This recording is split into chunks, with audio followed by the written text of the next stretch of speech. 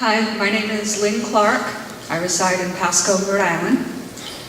And in light of the news of the extension, I just hope that all the advisory boards will have an opportunity to weigh in on the new proposed, whatever it is going to be, water for this plant.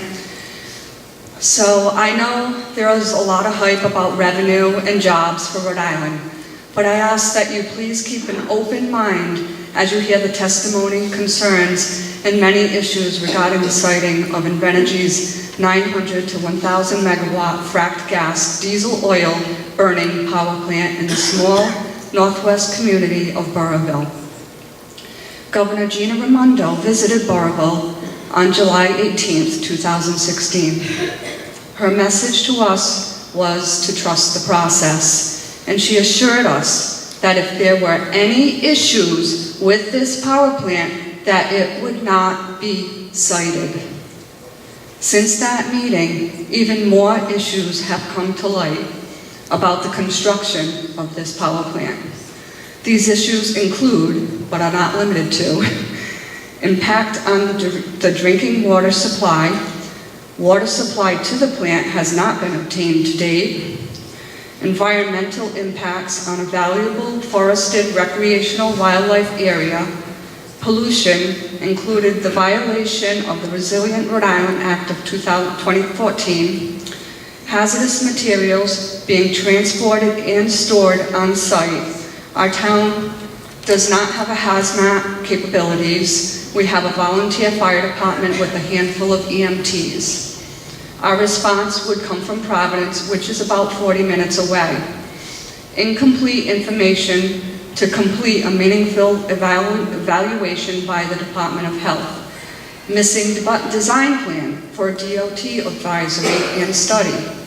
Data responses to requests have been incomplete and evasive.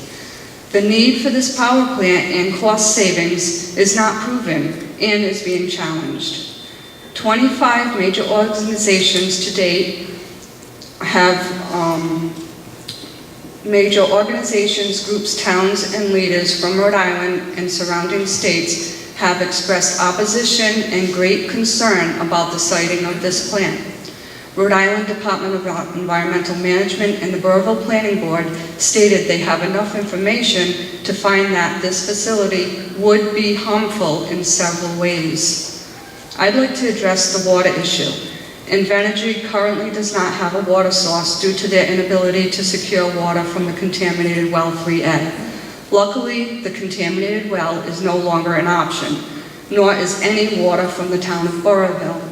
Our town's water boards have protected us from this catastrophe when they voted no to the use of the water.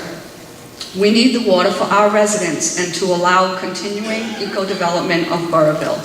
On September 13th, 2016, the town of Burrillville filed a motion to dismiss Invenergy's application on the basis that due to a lack of any water source, the application is incomplete.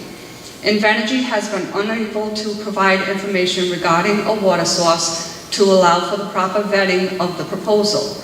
Water is a major aspect to the validity of any project of this magnitude. Water is a precious, valuable commodity that we need to live. Ocean State Power has a parade of water trucks already trucking back and forth through our town to provide water for that power plant. Invenergy claims their application was deemed complete by the EFSB on November 16, 2015, and it was at that time.